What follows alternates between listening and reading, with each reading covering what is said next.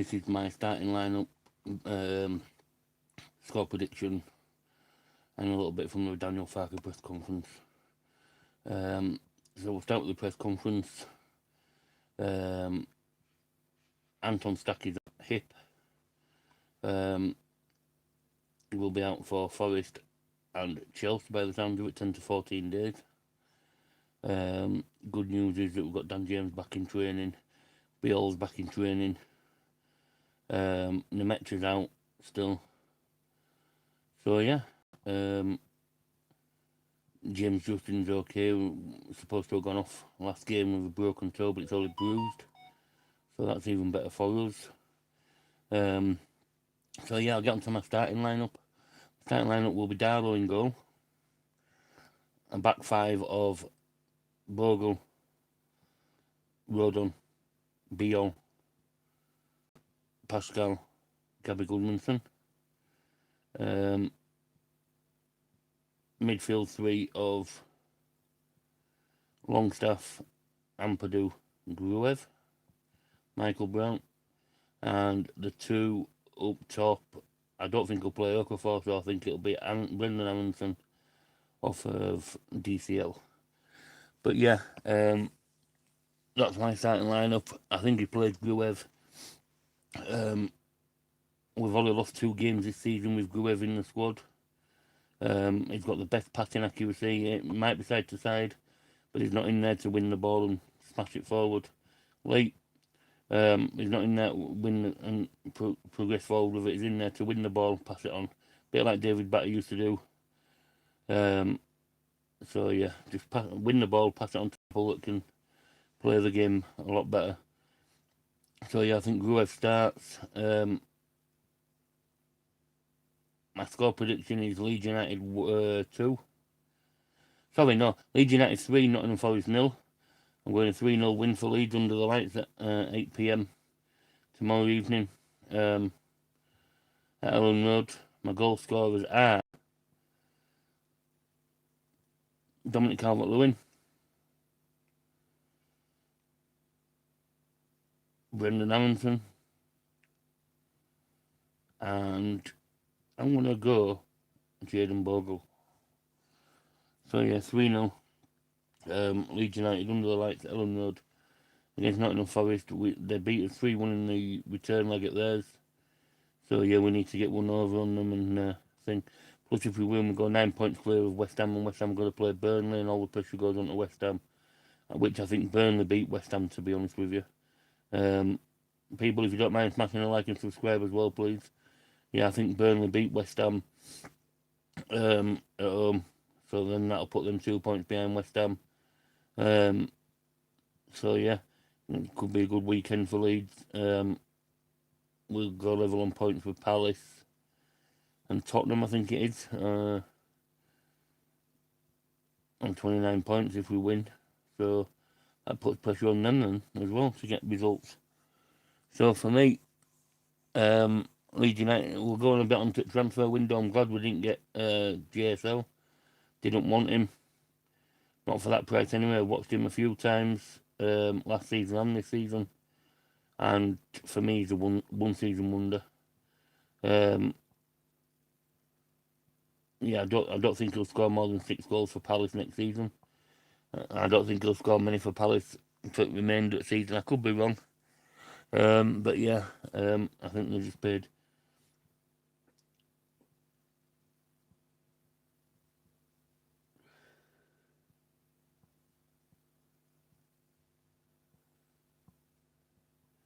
You see, then what? You see, I don't think they are because they'll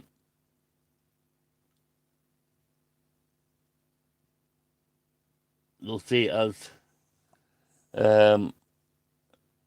I don't really think Leeds need to think. We're staying up. Leicester could end up getting relegated into League 2, so I'd just leave it at that and laugh at them, to be honest. Hello, Princess. Yeah, smash a like and subscribe, please, people. On the road to 350. I think I'm on 320 now, so 30 away. Yeah, I wouldn't even bother. It didn't really affect Leeds' placing, to be honest. We got beat by the better 2 teams in the league that season, for me. I don't think it affected Leeds placing. We got beat by the better two teams in the league that season, and Southampton beat us in the playoff final. Better team on the day. If you're not producing on the day, then it's thing. So for me, it's like when we got beat by Burnley and Nottingham Forest early in the league. People say, "There, we should have won." Why should we have won? If we're not turning up and playing, then we got beat by the better team. It's like no wins are guaranteed in this. People are saying, "No, yeah, we need to win against Wolves. We need to win against Burnley coming up. We need to win against Sunderland." Blah blah blah blah. We've got to be on point first to do it at home. For me, nothing's given. Yeah, we're unbeaten under the lights in the last 4 matches at Ellen Road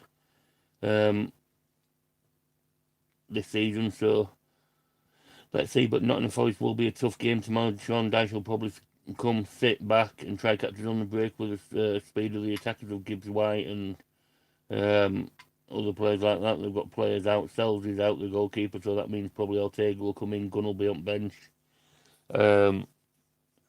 Luke Nets, I don't think he'll start. He's one for the future for them. So, but you never know. He could start. He's worked with Daniel Farker at Mönchengladbach.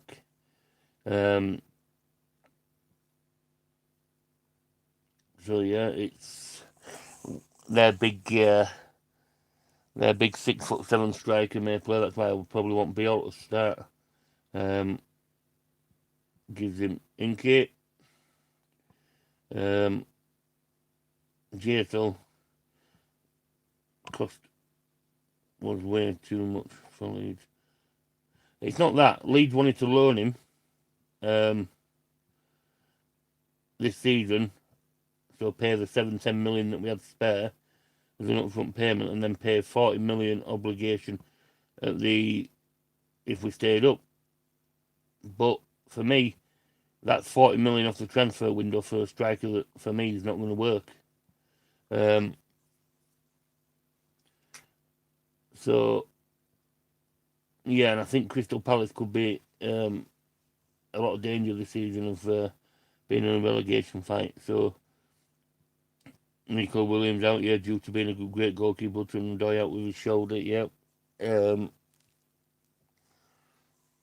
So yeah, like I say, Leeds can go there tomorrow night under the lights, 8 o'clock, Ellen Road, and yeah, he'll park the bus. Of course, he's going to park the bus. He's going to try to catch it on the break. It's going to be a mid to low block. Is Nottingham Forest, and Leeds has got to learn to break it down. Two decent central defenders there that'll probably mark DCL out or try marking DCL out of the game, and that's why we need Aronson as close to him as possible. But if we play, people are moaning that, Gruev, I'm sick of seeing Gruev. What you don't realise is we've lost 2 games this season with Gruev in the squad. He played when we played against Liverpool. He played when we played against Chelsea. And he played an excellent game when we played against Newcastle. Yeah, alright, we got beat. But, yes, Ben. Yes, okay, we got beat by Newcastle. But it was still starting. You know what I mean? He does a job, does Gruev. He's not there to be fancy. He's there to win the ball, pass it on to people that can play. And for me, if he's doing that, winning the ball, pass it on to people who can play, so be it. People are saying, let's bring Tanaka in. For me, Tanaka in this league doesn't fit.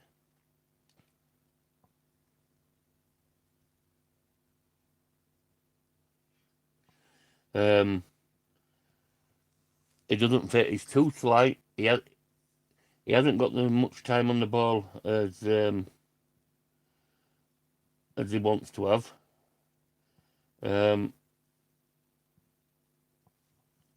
So yeah, and I just think he's struggling. Look at it this way: he's played in the J League in Japan, and his next move was Bundesliga 2.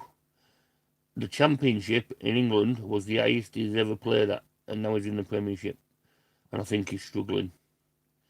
So, for me, Tanaka, I think now is 5th choice instead of 4th choice. I think he plays Longstaff ahead of him tomorrow, because Longstaff is more in the tackles, more progressive, doesn't mind having a shot, bit of a shit out at times as well. So yeah, agreed. Tanaka needs to adjust. I think he can. I don't think he can. That's the thing. He's lightweight. It's too lightweight. He kept giving. Yeah, everybody was moaning about Amundsen being lightweight last season. I think Tanaka's too slight for this. So yeah, it's one of those for me that I think Tanaka's now fifth choice, and people saying they don't know why he's not playing as much. He gave the ball away against Liverpool. I think he did a mistake against Chelsea, and Daniel Farke pulled him on it.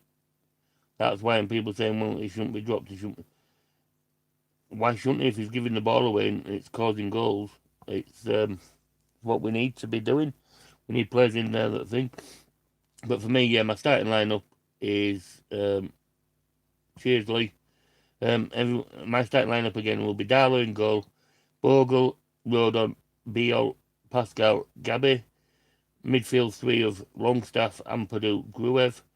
Two up top will be Aronson and DCL. I don't think Okafor starts. I don't even see what he brings to the team. It never looks like he can be bothered. I think that's a waste of 16 to 18 million pounds, to be honest. Leeds United are going to have to be busy in the summer transfer window, because we've got 3 keepers that'll be going and one that needs to be sold. Perry needs to be sold. Darlow's contract's up. Kane's contract's up, and Mez will be gone. That's 4 goalkeepers that will probably, or 3 that will probably need to replace. I don't think they'll offer Darlow a new contract. Nemetria's got 18 months left on his contract. Ampadu's got 18 months left on his contract. So they're going to need to be spending. They're going to need to be spending some money on contracts for the players, not just bringing signings in. And what people don't realize, when they give players contracts, that comes off the transfer budget. So when they say, oh, well, it's a contract, it comes off the transfer budget. So don't be expecting. If we'd have got JSL, that would have been 40 million off the transfer budget next season. And I know they're spending, well, I'm almost certain, I've been told, that they'll be spending the same amount as what they did in the summer, around 100 to 110 million pound. So whether that's on 10 players or whether that's on 3 or 4 players just to build the squad up a bit more, we'll see. But we won't be spending that much. It'll be the 3rd season in the Prem where we'll be spending, because we've been in there 3 years and got more money, got more chance of staying in the league.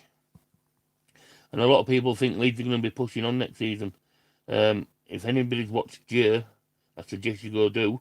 He brought up something that I got told probably 2 months before Jir even brought it up, that Leeds United had a meeting with the shareholders.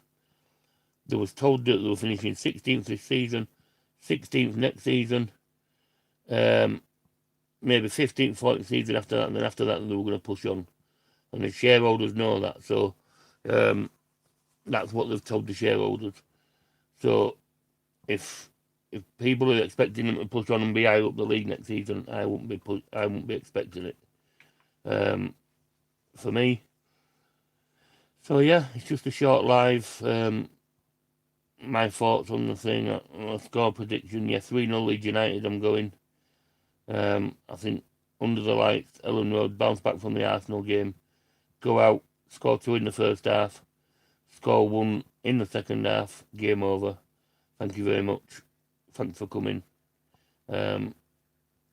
Yeah, it's but it will be a tough game for me. I think it's going to be tough. Oh,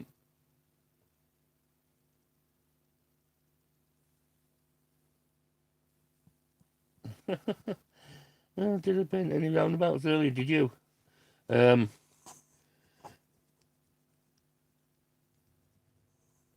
you didn't have to pause Joe to watch this thing. You could have watched Joe and then caught up on this afterwards. It's fine. Joe's got more followers than me. He's doing a lot better than me. But yeah, smash a like and subscribe, please. And on the road to 350, I've 320, or was when I started. Yes, it taken a year and a half to get to 300, over 300. So yeah, you will gain more followers too. What, painting roundabouts? Good, good. How many followers have you got painting roundabouts? Hope it's all good. Yeah, one at mods in chat. Just keep an eye on this one. So yeah, for me, Leeds United go into the game tomorrow night, Ellen Road, 8 o'clock under the lights. I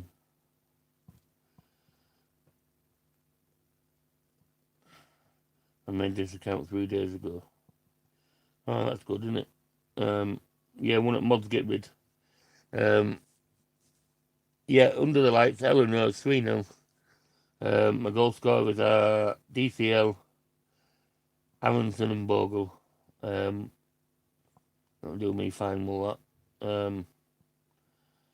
But yeah, it's that's it then. Just a short live. I'm gonna